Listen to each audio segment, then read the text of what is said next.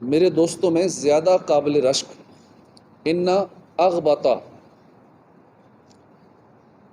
غبطہ، اغبطہ، غبطہ سے نکلا ہے۔ تب غبطہ کی تعریف میں عرض کرتا ہوں کہ غبطہ کیا چیز ہوتی ہے، کہ میرا قابل رشک دوستوں میں سے وہ ہے جس میں یہ صفات ہوں: مومن ہو، کم سامان والا ہو، یعنی دنیا کا ساز و سامان جس کے پاس کم ہو، کثرت سے نماز پڑھنے والا ہو، زیادہ عبادت کرنے والا ہو،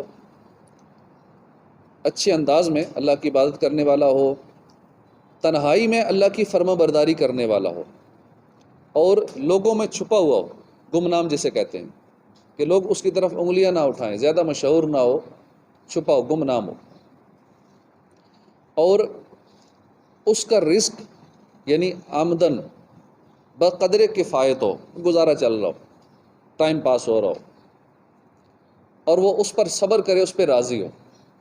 تو یہ 7 صفات جس کے اندر ہوں، فرمایا ان اغبطہ، کہ میرے دوستوں میں، ان اغبطہ اولیاء عندی، کہ میرے دوستوں میں قابل رشک دوست وہ ہے جس میں یہ صفات ہوں جو ہم نے ابھی سنی ہیں۔ اب غیبتہ کیا ہوتا ہے؟ علماء فرماتے ہیں، اس حدیث پاک کی تشریح میں لکھا ہے کہ اپنا کوئی انتہائی عزیز ہو، بندہ اس کی کامیابی کی خواہش رکھتا ہے، پھر جب اسے کامیابی مل جائے، جیسے ماں نے دعا کی میرے بیٹے کو یہ مل جائے، یہ کامیابی مل جائے، یہ عہدہ مل جائے، تو اب جب وہ کامیابی مل جاتی ہے تو پھر جو خوشی ہوتی ہے، انتہائی خوشی ہوتی ہے اس کامیابی پہ، اس کو غیبتہ کہتے ہیں۔ اب پیارے آقا صلی اللہ علیہ وسلم نے فرمایا ان اغبطہ اولیاء عندی۔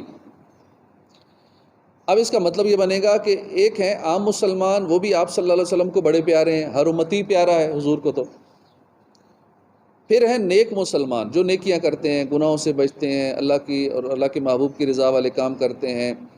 ایسے نیک لوگوں میں وہ بندہ جو یہ 7 اوصاف اپنا لے، پیارے آقا اس کے بلند اخلاق اور اعلیٰ کردار سے انتہائی خوش ہوتے ہیں اور اس کو اپنا بہت عزیز دوست فرما رہے ہیں، اور ایسے بندے کو فرمائے یہ میرا بہت ہی پیارا دوست ہے۔ اب جس کو حضور فرما دیں کہ میرا، ایک تو امتی ہے نا، ویسے محبت ہے امتی سے، اور ایک جسے فرمائیں یہ میرا پیارا دوست ہے، اس کی بھی کیا شان ہوگی۔ رسول ذیشان صلی اللہ علیہ وسلم سب کے آقا ہیں، ہم سب کے آقا ہیں، تمام امت کے آقا ہیں، بلکہ تمام جہانوں کے آقا ہیں، ہم سب حضور کے غلام ہیں۔ تو اگر آپ اپنے کسی غلام کو، اپنے کسی امتی کو فرمائیں میرا پیارا دوست ہے، تو یہ بڑی کرم نوازی ہے ان کی۔ اب یہاں دیکھنا ہے کہ آپ جس کو حضور اپنا دوست قرار دیں اس کی شان کیا ہوتی ہے۔ جس کو حضور اپنا دوست بنا لیں، علماء فرماتے ہیں جس کو حضور فرمائیں گے میرا دوست ہے، اسے اللہ اپنا ولی بنا لیتا ہے، اور جسے اللہ اپنا ولی بنا لے فرماتا ہے الا ان اولیاء لا خوف علیہم ولا هم یحزنون، کہ نہ ان کو پھر سن لو، بے شک اللہ کے ولیوں پر نہ کچھ خوف ہوگا نہ غم ہوگا۔ جب اللہ کا ولی ہوتا ہے اس کی یہ شان ہوتی ہے، قرآن نے بیان کی ہے۔ تو یہ رسول اللہ صلی اللہ علیہ وسلم کے دوست کی شان ہے کہ جو پیارے آقا کا دوست ہے وہ اللہ کا بھی پیارا ہے، اور جو اللہ کا پیارا ہے پھر اس کی کیا شان ہے؟ حدیثوں میں، روایتوں میں آیا ہے کہ جو اللہ کا پیارا ہے اللہ اس کی خاص مدد فرماتا ہے ہر معاملے میں۔ جو اللہ کا پیارا ہے اللہ اپنے پیارے کو گناہوں سے محفوظ رکھتا ہے۔ جو اللہ کا پیارا ہے اللہ پاک اس کو دنیا کی محبت سے بچا لیتا ہے۔ جو اللہ پاک کا دوست ہے تو وہ رب سے پناہ مانگے تو پناہ بخشی جاتی ہے۔ جو اللہ کا دوست ہے تو اللہ پاک اس کی چاہت کو رد نہیں کرتا، یعنی جو وہ چاہتا ہے اللہ کہتا ہے ٹھیک ہے، میرا بندہ یہ چاہتا ہے تو اس کی چاہت کو پورا کر دو۔ اللہ کا جو ولی ہے وہ جو مانگے اللہ اسے عطا فرما دیتا ہے۔ اللہ اپنے ولی یعنی اپنے دوست کی دعا پوری کر دیتا ہے۔ انتقال کے وقت اس کے ایمان کی اللہ پاک حفاظت کرتا ہے، چونکہ وہ اللہ کا دوست ہے، اللہ کا ولی ہے۔ اللہ پاک اپنے دوست کو شیطان سے بچا لیتا ہے۔ کتنے فائدے ہیں اللہ کا محبوب بننے کے، اللہ کا دوست، اللہ کا پیارا بننے کے، اللہ کا ولی بننے کے۔ تو اللہ کا محبوب بنے جو تمہیں چاہے، اس کا تو بیان نہیں، کچھ تم جسے چاہو۔